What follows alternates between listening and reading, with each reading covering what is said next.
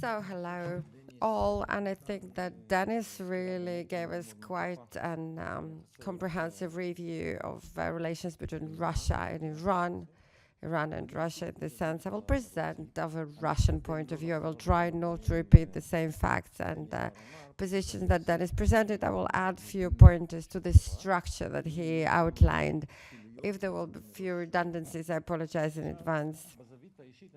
When it comes to the personal perspective, again, there is a very important point. So we are representing academic research, obviously, and we always try to see things from our perspective. So obviously, we do think about different meaningful impact upon the bigger picture.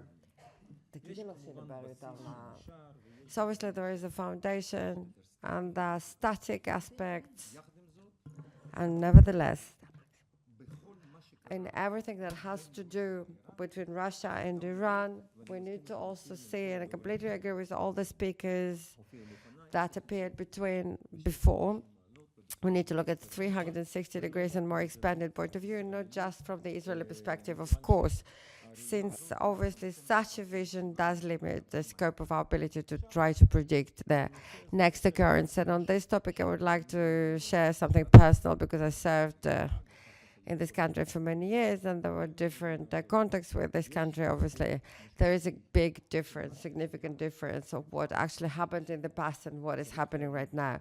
We must understand that the regime and the country, it has nothing to do with Iran, it has nothing to do with anything else. It's first of all connected to the very internal significant events that happened in Russia and influenced everything.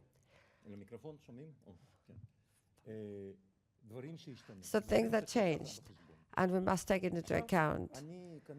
Again, I will delve into Iranian perspective. I will get even deeper. When we look at Russia during the previous times, in the 90s, for example, beginning of 2000 until more or less the end of the first decade of 21st century, as a leverage in pressure upon Iran and the number of the personal conversations, phone conversations, endless contacts indeed, of how to restrict various tendencies that are taking place in Iran. In the Israeli context today, the situation is completely different. The pivotal point, everything that happened in Russia between 2012, more or less, until 2022, until February, when Russia invaded Ukraine. From that particular turning point, the Iranian angle and relations playing an extremely important role. We must understand that. This partnership that we discuss here is embedded upon interests. It's not embedded upon joint values. Obviously, we must remember that as well when we come to analyze this current situation. I can say another particular aspect. Who leaked to New York Times that allegedly the Russian side now, during Shoigu's visit, they attribute to Putin or Shoigu, the Russian side anyway. There was a Russian request not to hit any civilian targets, no any mentioning in Russian media. It's all on Russian television, not even a word, not even a peep. So this is a little bit, I would put it this way, it kind of shows me that's an intention of the Iranians to restrict their response towards us. And one should probably look at it from a different aspect, but Russians not even one word.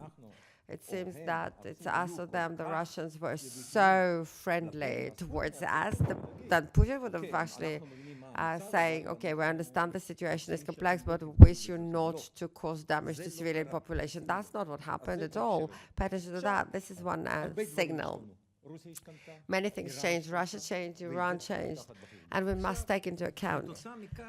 As a result, the partnership has in fact changed its appearance completely, and it's a very important pivotal point again from Russian perspective, and I'm addressing just the Russian point of view at that point.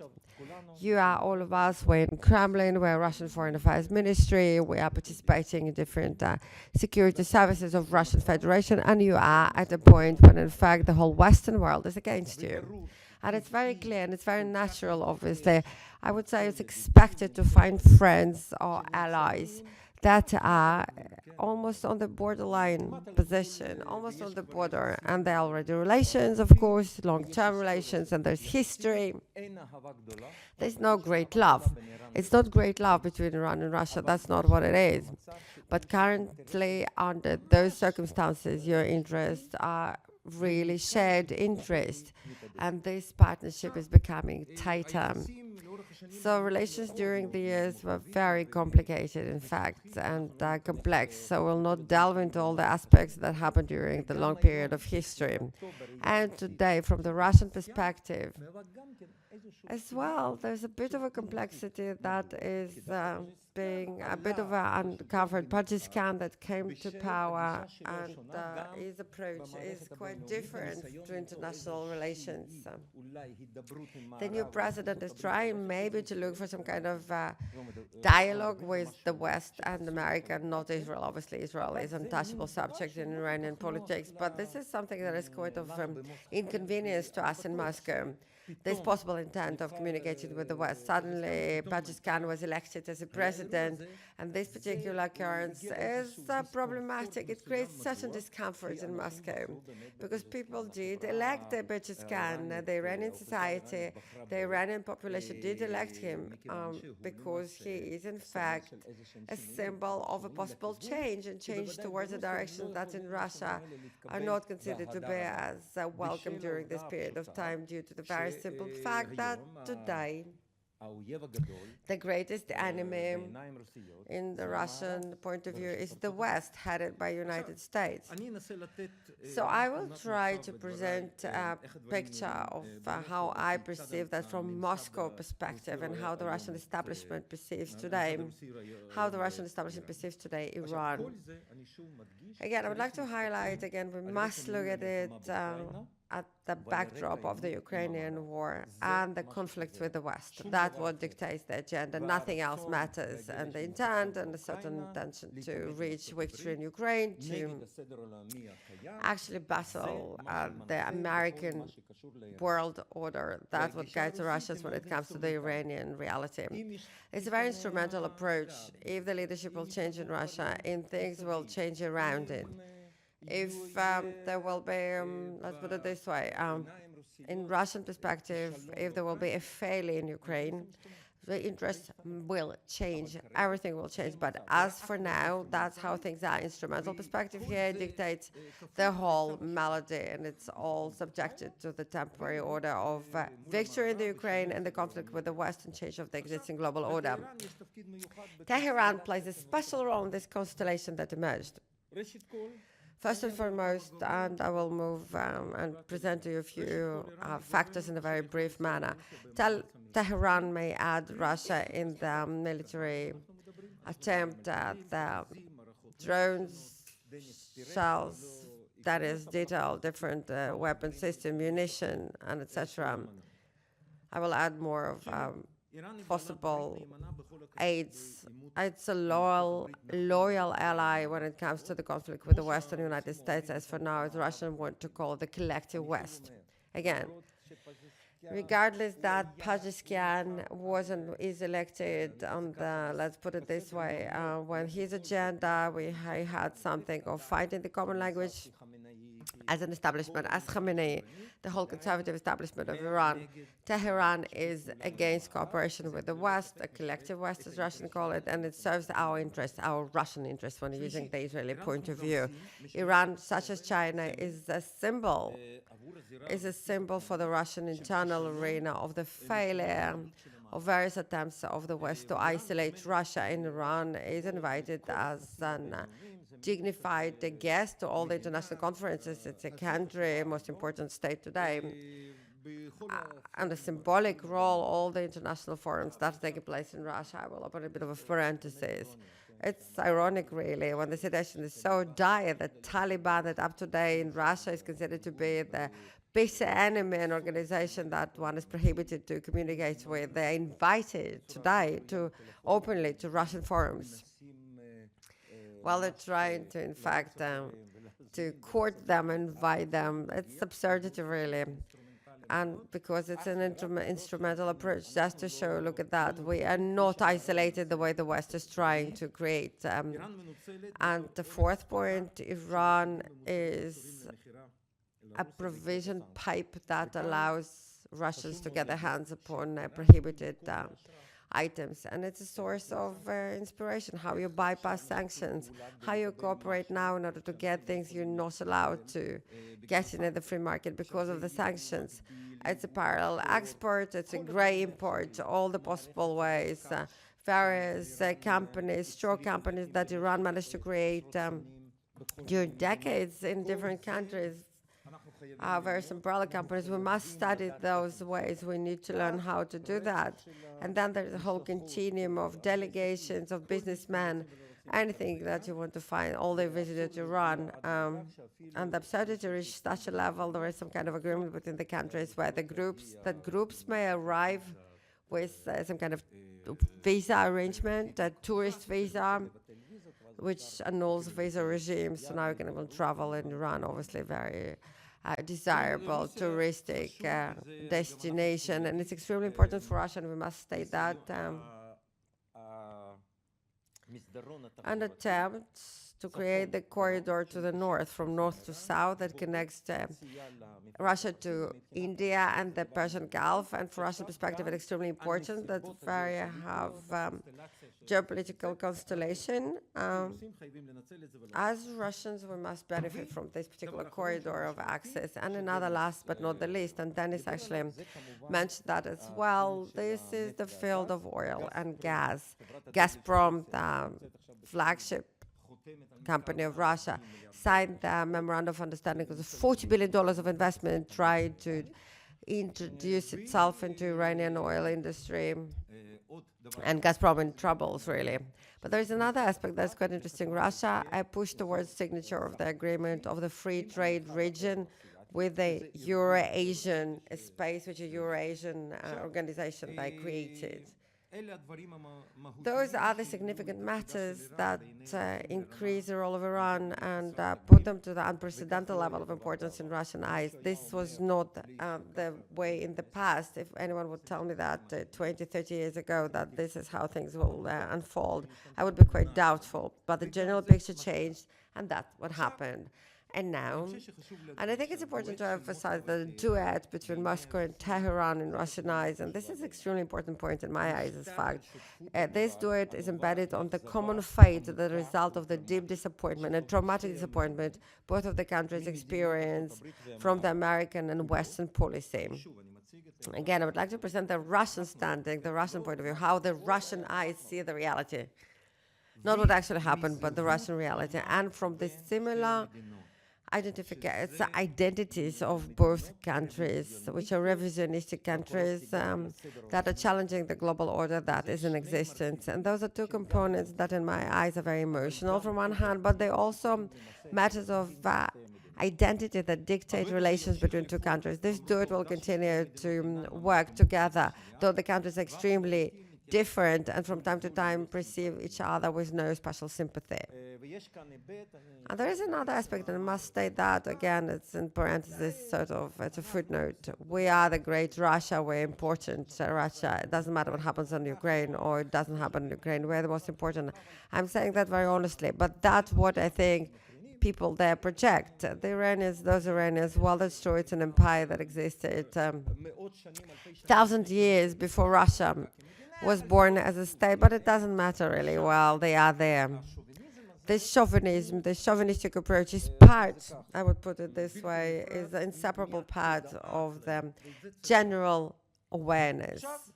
And one would state that the isolation of Moscow under the sanction regime dictated Moscow's embrace of Tehran. Maybe if the war in Ukraine wouldn't happen and everything that happened afterwards, we would have seen completely different development, ups and downs in relations, possibility of using Russia as a lever of pressure upon Iran. No, the situation is completely different. And still, not all of us, I think, here understand that the situation is completely different.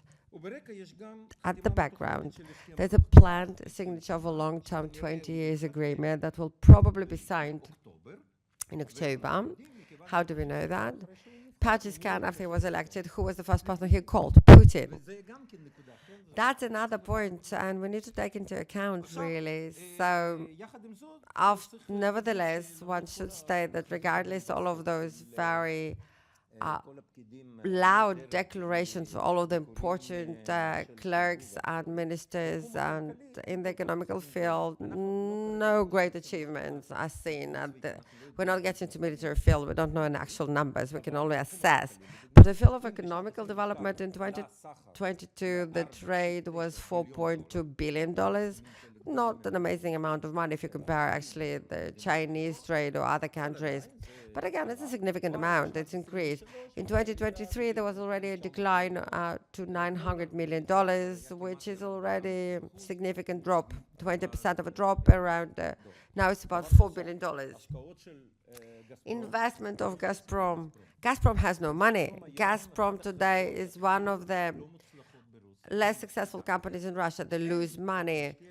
You can't invest those $40 billion that they signed, so you need to bear that in mind as well.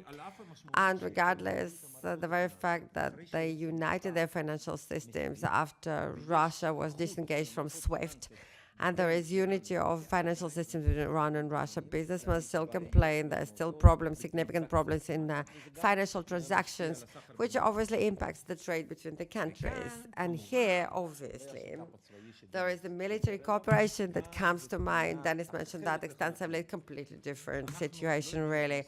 We don't have the exact numbers. We assess based on different leaks and etc.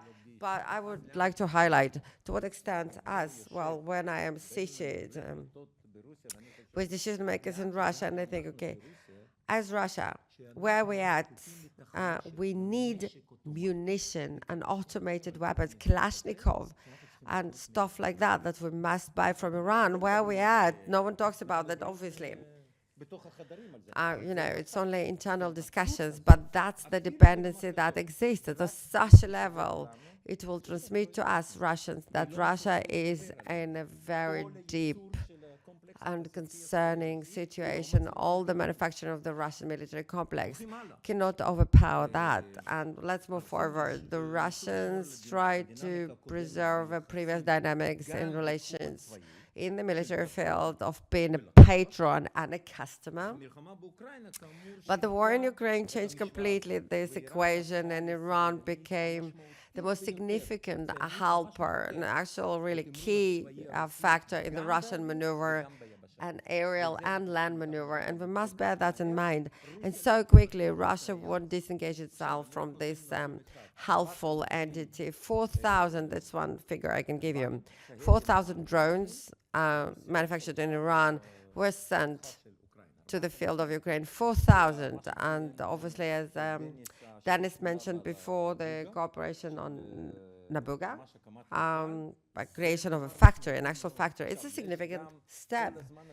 There's a constant cooperation of the military experience they accumulate in Ukraine, and they give it back to the Iranians for feedback and an upgrade. Who will be the next target? Us. And we need to bear that in mind, that there is a constant exchange of experience. And now, from Moscow perspective, they would have been interesting now, obviously, remain a patron, and they perceive themselves as a patron. It's quite embarrassing to part from this sense of superiority under any circumstances. And yet, there is still justification of this perception because we are currently actually taking our time before delivery of the Sukhoi 35. We did give them few Yak aircrafts as a preparation towards the delivery of Sukhoi. I will finish in 2 minutes, really, 2 minutes. But again, and as 400 and as 300 that we need in our war in Ukraine as well. So that's true. Shoigu did promise those systems. That will be very interesting to see whether they will actually transfer it to the Iranians or not. We can summarize it quite easily. Russia in the short term will not divert from this path of cooperation with Iran. I don't see any chance of that happening, and there's no reason for that. Dynamics of getting closer regardless of different interests, and sometimes the contradicting interests between the parties, will continue and reinforce. The ambition of the Russian regime and the conflict with the West do increase the attempt of Iran to become closer as a strategic partner to Moscow, and for us, the Israel and the West, months and years of complexity in light of this partnership are expected for us. Obviously, this asymmetry in relations between Russia and Iran, from Russian perspective, becomes a bit of a blur. They feel it as well. It changes. This asymmetry is changing, but it's very difficult to recognize the fact that you're actually losing your priority and you're going into a very negative direction, differently what you planned. So thank you so much.